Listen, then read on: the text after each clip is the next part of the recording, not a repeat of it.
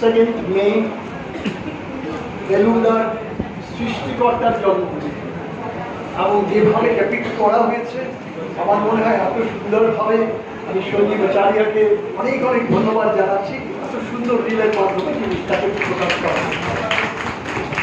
আমি খুব সংক্ষেপে একটা কথা বলছি। থ্যালাসেমিয়াটা কি? থ্যালাসেমিয়া হচ্ছে রক্তাল্পতা, কিন্তু একটা ডিফারেন্স আছে। একটা সময় আজ থেকে 100 বছর আগে দুটো গ্রুপ করা হয়েছিল, এরা সবাই রক্তাল্পতায় ভুগছে। একটা গ্রুপকে আয়রন ট্যাবলেট দেওয়া হলো, কারণ আয়রন দিয়ে চিকিৎসা করা হয় রক্তাল্পতা, আর আরেকটা গ্রুপকে দেওয়া হলো না। রেজাল্ট কি হবে? রক্তাল্পতার চিকিৎসার জন্য আয়রন দেওয়া হয়েছে এই গ্রুপকে, আর এই গ্রুপকে দেওয়া হলো না।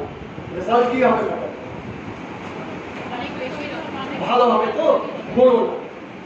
যে গ্রুপকে আয়রন দেওয়া হলো তারা মারা গেল। তখনই ডিসকভারি হলো এই রক্তাল্পতা সেই রক্তাল্পতা নয়, ম্যালনিউট্রিশন নয়, এটা হচ্ছে জেনেটিক, জন্মগত ডিজিজ। 1943-তে ধরা পড়ল রেসপন্সিবল কে?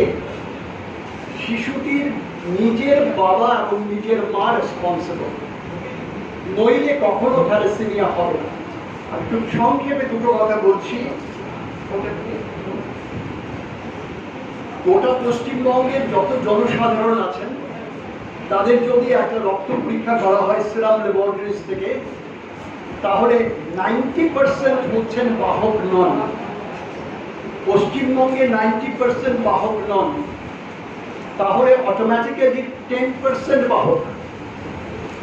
90% যিনি বাহক নন তাকে দিয়ে কোনোদিনও থ্যালাসেমিয়া হবে না, নিশ্চিন্ত। রইল 90%। এই 90% যদি একজন আরেকজনের সাথে বিয়ে করেন তার শিশু থ্যালাসেমিয়া হবে, কিন্তু সব শিশু হবে না। 100 জনের মধ্যে 25 জন, 25% থ্যালাসেমিয়া হবে, আদারওয়াইজ থ্যালাসেমিয়া হবে না। তাহলে প্রথম বক্তব্য হচ্ছে বিয়ে না করলে থ্যালাসেমিয়া হবে না, বাহক না হলে থ্যালাসেমিয়া কোনোদিনও হবে না। 3, বাহক আর সুস্থ রোগে কোনো তফাৎ নেই।